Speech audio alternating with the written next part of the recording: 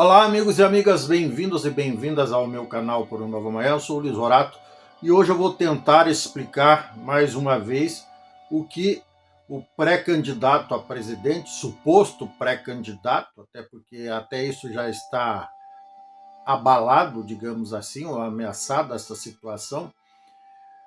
Flávio Bolsonaro, filho do ex-presidente condenado a 27 anos e 3 meses por vários crimes, que está preso ainda que em prisão domiciliar, foi fazer ao lado do irmão lá nos Estados Unidos, além, evidentemente, de puxar o saco do Donald Trump.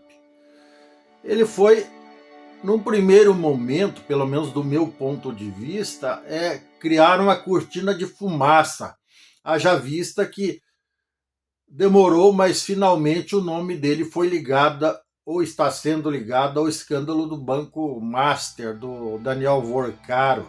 Esse escândalo gigantesco que está próximo de ultrapassar o escândalo da Lava Jato, que envolvia a turma do atual presidente e seus aliados e a base do seu partido e tudo mais.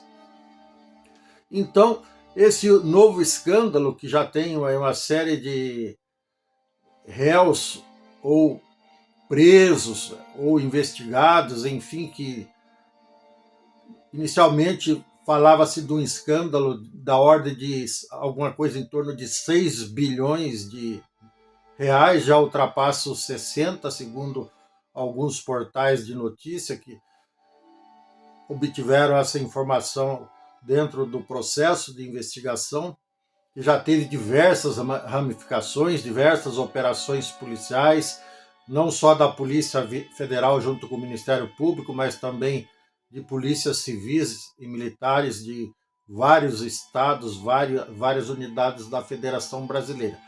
E como não é de se estranhar, o nome de pelo menos um membro da família Bolsonaro está, de certa forma, envolvido. Não sabemos até que ponto.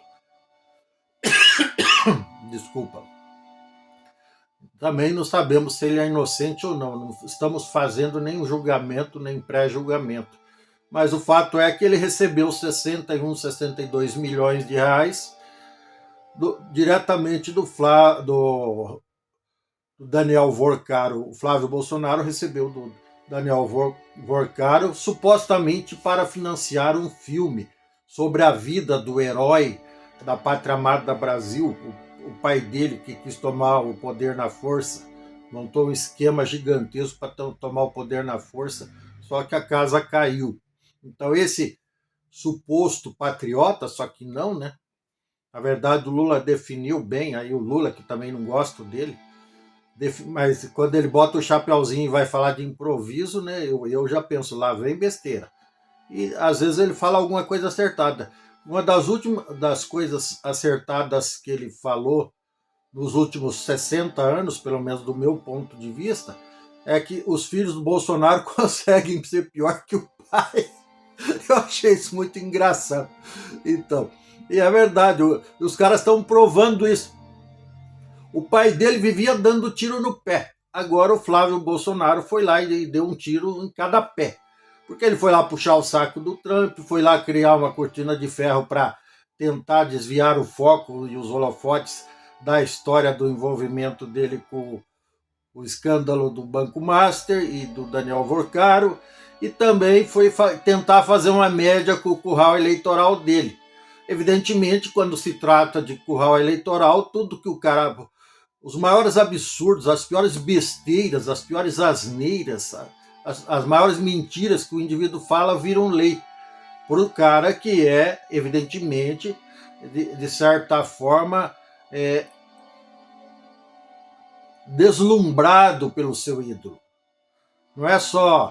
Não é uma idolatria simples e normal que as pessoas, os adolescentes, têm pelos artistas e atletas e escritores preferidos. É um deslumbramento cego, é uma idolatria cega. Então, esse pessoal que pratica esse exercício mental de deslumbramento e idolatria cega, seja para o candidato do PT, seja da esquerda, da direita, de cima, de baixo, do raio que os parta, aí não tem jeito. Tudo que o cara fala vira verdade. Se o cara falar que o, o planeta Terra é uma pizza de 8 sabores, o cara vai acreditar e vai tentar comer terra para ver que sabor que tem onde ele mora. Enfim. Mas, voltando ao que realmente interessa, o Flávio Bolsonaro foi lá fazer tudo isso, só que ele trouxe na bagagem, isso ele pode se orgulhar disso, ele, o irmão, a família toda pode se orgulhar disso, ele trouxe o tarifaço. Mais uma ameaça de tarifaço do Donald Trump. O tarifaço aí novo que o Brasil está sendo ameaçado que possa haver cobrado, apesar de que os tarifaços lá de 40% que o Donald Trump tinha impingido ao Brasil e vários outros países ainda no ano passado, no começo do seu mandato, ruiu por terra, até porque a Suprema Corte norte-americana e algumas instâncias inferiores vinham julgando isso ao longo desse tempo, e finalmente a Suprema Corte norte-americana, apesar de que a maioria foi indicada pelo Donald Trump mesmo,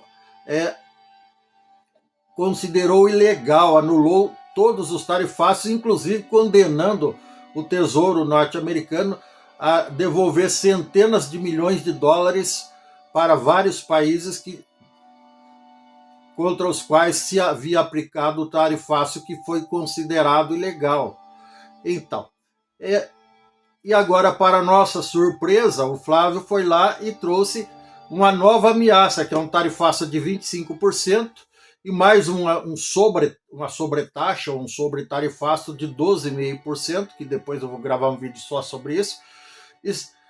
E no primeiro 25%, esse tarifaço ele foi, assim, de certa forma, calculado, entre aspas, em cima de mera especulação, em cima de ilações, em cima de mentiras, em cima de percepções equivocadas, ou em cima de mau caratismo lá mesmo de quem organizou isso aí, leia-se Donald Trump e seus asseclas. Esse tarifaço, exatamente, ele tenta se justificar com base em acusações de prática irrazoáveis, segundo o governo norte-americano, sobre, por exemplo, o comércio digital de serviços de pagamento, que é o famoso Pix, que nós temos aqui no Brasil, que foi criado pelo Banco Central, não foi criado pelo Bolsonaro, que estava tentando assumir a paternidade dessa ideia boa, e o Banco Central, pura e simplesmente, copiou o regime indiano e inglês, que já vinha sendo aplicado desde 2016. E eu já falei alguns vídeos sobre isso, já gravei alguns vídeos sobre isso. E também o governo norte-americano acusou o Brasil de que é ineficaz no combate à corrupção e ao desmatamento. Nisso aí nós todos sabemos que realmente o governo brasileiro é ineficaz. A corrupção dos governos, envolvendo a família dos dois presidentes e ex-presidente, dos dois presidiário e ex-presidiário também, vocês sabem muito bem quem são. E também a questão do desmatamento. Por exemplo, o pai do Flávio incentivava o desmatamento, ele foi fazer campanha para dar moral para garimpeiro ilegal, ele foi fazer campanha, ele desmontou por decreto, ele não pediu para ninguém fazer, não, ele desmontou por decreto várias leis que estavam em vigor há muito tempo de proteção das florestas, do meio ambiente contra o desmatamento. Ele desmontou o ICMBio, ele desmontou o IBAMA, enfim. Todos nós sabemos que esses órgãos e essas leis eram para proteger o meio ambiente. E agora o Flávio foi lá e trouxe um tarifaço em cima justamente do que o pai dele fez. E ele junto, porque ele já era senador. E os irmãos também. Então, vejam só que contradição. Então é um tiro em cada pé, no mínimo, que ele foi dar. E outra coisa também, outro argumento, não tão bem fundado assim, mas com base em ilação, como se fosse um argumento de política eleitoreira, de política embusteira, que o Brasil também não cuida bem da propriedade intelectual, da propriedade do registro de marcas e patentes. Eu, por exemplo, sou inventor, eu pedi 14 registros de marcas e patentes e consegui só 2. O restante foi difícil, porque a legislação brasileira é muito exigente.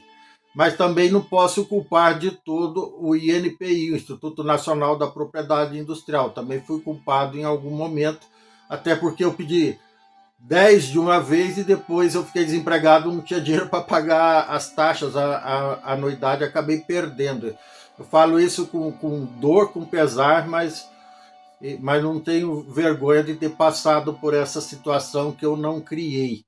Enfim, mas o fato é que o Brasil ele é muito lento, é muito lerdo. O rigor da legislação é importante, até porque ele acompanha padrões internacionais. As taxas também não são muito caras. Só que no Brasil é tudo muito lento, tudo muito devagar. Enquanto que, eu já gravei um outro vídeo sobre isso também, a morosidade, enquanto que em vários países do mundo a média para conseguir uma carta patente é de 5 meses, no Brasil leva 5 anos ou mais, por conta da incompetência, da letargia, da morosidade dos servidores públicos, até por falta de mão de obra especializada e por falta de vontade de política governamental que incentive efetivamente a produção e o desenvolvimento intelectual e industrial no Brasil. Lamentavelmente, isso é um problema crônico, não é desse governo, isso vem de longe, infelizmente. Já foi pior, na época da ditadura militar era bem pior, era 10 vezes pior. Enfim, melhorou um pouco, mas ainda está longe de ser bom. Está ali entre o ruim e o péssimo. Mas voltando ao Flávio Bolsonaro, ainda tem mais uma questão, que o Brasil não é um exemplo, digamos assim, de respeito aos acordos comerciais. Pratica acordos comerciais desleais. Isso é verdade também. Mas de todos esses argumentos, o mais bem fundado seria que o Brasil falha, os dois mais bem fundados, que o Brasil falha no combate à corrupção, tanto que o atual presidente foi envolvido, teve até preso, ficou 500 e tantos dias preso por conta de receber propina de empreiteiras. Isso é público notório, não sei o que eu estou dizendo, basta pesquisar aí no teu canal de busca. Ficou preso aqui em Curitiba. E também o Brasil também peca muito, tem deslealdade em alguns tipos de acordos internacionais. Eu vou trazer isso a miúde, vou gravar um vídeo só sobre isso, tá bom? Mas, de resto, todo mundo se realmente esses 25% forem cobrados, lógico, vai ser ruim para o povo americano, vai ser ruim para o povo brasileiro, vai ser ruim para a indústria brasileira, vai ser ruim para todo mundo. E daí, se realmente acontecer, eu gostaria que todo mundo mandasse uma carta de agradecimento ao Flávio Bolsonaro, ao pai dele, aos irmãos dele, por terem contribuído diretamente para que essa nova cobrança desnecessária, arbitrária dos Estados Unidos, de um tarifaço de 25%, voltasse a ser aplicada para o Brasil. Esperamos que não, tá bom? E se alguém acha que deve votar no Flávio Bolsonaro porque ele foi lá piorar a imagem do Brasil perante os Estados Unidos e perante o cenário internacional, também sinta-se à vontade, cada um faz suas escolhas, né? O famoso livre-arbítrio. Mas é isso que esse indivíduo super esperto conseguiu fazer, né? Eu tiro o chapéu para a esperteza dele.